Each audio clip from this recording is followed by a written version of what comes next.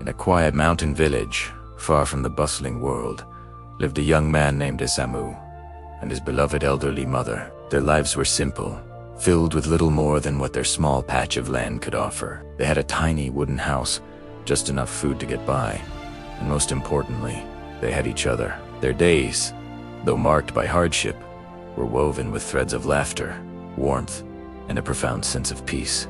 Life wasn't easy, but in its simplicity, it was beautiful. But one day, this fragile peace was shattered. A cruel decree echoed from the capital. The emperor, a man known for his heart of stone, declared that all elderly people were a burden to society and must be executed. He saw them not as sources of wisdom, but as useless mouths to feed. A cold wave of fear washed over the kingdom. Families wept behind closed doors, feeling utterly powerless against the emperor's iron will. For Isamu, this decree was more than just a law. It was a dagger aimed at his very soul. His mother was his everything. His guide, his teacher, his only family. The thought of losing her was a pain too deep to imagine. He looked at her frail form, her kind eyes that had watched over him his entire life, and knew he couldn't obey. Torn between the emperor's command and his love for his mother, Isamu made a choice. He would defy the decree. He would not surrender her to such a heartless fate. Under the cover of pre-dawn darkness with a heavy heart, Isamu gently lifted his mother onto his back. He began the long, arduous climb up the steep mountain that loomed over their village. Each step was a struggle. The rocky, uneven path tore at his sandals and bruised his feet. But he pressed onward, his mind focused on one thing: getting his mother to safety. He whispered promises to her, his breath catching in the cold air, vowing he would protect her. But he was so consumed by his own grief and effort that he didn't notice what his mother was doing. Her hands, though weak and trembling, were busy. As they passed beneath the trees, she reached out, snapping off small twigs and branches from the bushes lining the path. Quietly, one by one, she dropped them behind them, creating a trail. Even as she was being carried toward what she thought might be her final days, her only thought was for her son, a safe return. When they finally reached a small, abandoned hut near the mountain's peak, the sun was just beginning to rise. Isamu carefully laid his mother down on a soft bed of leaves he'd gathered. "I will come back every day," he promised, his voice thick with emotion. "I will bring you food and water. You will be safe here." He felt a profound sadness as he prepared to leave her alone in the desolate wilderness. As he turned to go, his mother's soft voice stopped him. "My son," she said, her voice gentle but clear, "look for the trail of branches I left for you. They will guide you safely back down the mountain." Isamu froze. He looked down at her hands, and for the first time, he saw they were scratched and bleeding from breaking the twigs. In that moment, the sheer depth of her love hit him like a physical blow. Even while facing her own mortality, her primary concern was his well-being. Tears streamed down his face as he bowed to her, a wave of love and gratitude washing over him. He turned and began his descent, his path illuminated not just by the morning sun, but by the trail of love his mother had left for him. Days turned into weeks, and a new, secret routine began.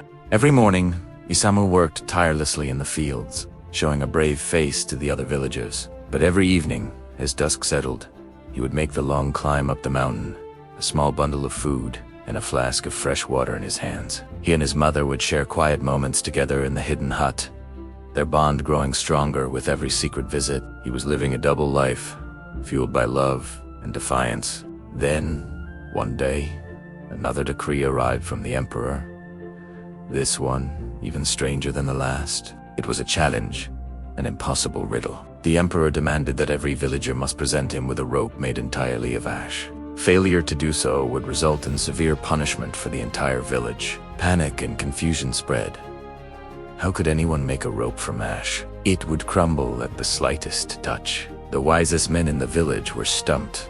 That night, Isamu climbed the mountain with a heavy heart, the village's new burden weighing on his mind. He explained the impossible task to his mother. She listened patiently, a faint, knowing smile gracing her lips. "Do not worry, my son," she said calmly.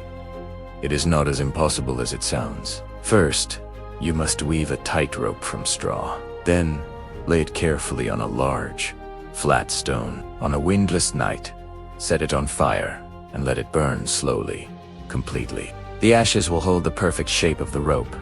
Isamu's eyes widened. It was brilliant. He rushed down the mountain, his steps light with hope. He did exactly as his mother had instructed. He wove a thick straw rope, laid it on a stone slab behind his house, and on a perfectly still night, he set it ablaze. He watched as the flames danced and died, leaving behind a delicate, flawless rope of gray ash. The next day, he carefully carried the stone slab to the emperor's court. When he presented the rope of ash, a gasp went through the crowd. The emperor himself was astonished. He stared at the fragile creation, a perfect coil of ash that held its form. "How did you do this?" he demanded, his voice a mix of disbelief and suspicion. No one else could solve this riddle.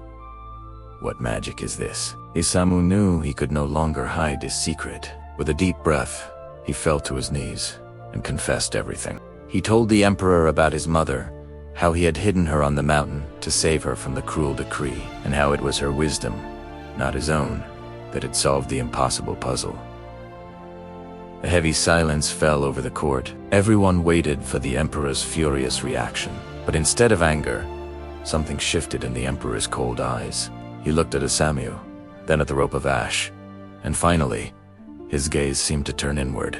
He had believed the elderly were useless, yet here was proof that their wisdom was a treasure beyond measure. "Your love for your mother and her wisdom have shown me the error of my ways," the emperor said, his voice softer than anyone had ever heard it.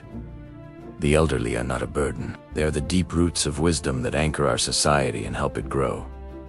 From that day forward, the emperor abolished his cruel law. He issued a new decree, one that declared that elders were to be treated with the utmost respect, honor, and care. Isamu and his mother were reunited, and they returned to their small home, no longer in fear. And so, through the unwavering love of one son and the quiet wisdom of one mother, an entire kingdom learned a timeless lesson: that compassion is our greatest strength, and that wisdom, like love, only grows richer with age. Thank you so much for joining us for this story. If it touched your heart, please consider liking this video and subscribing to our channel for more content that celebrates the best of the human spirit. We'll see you next time.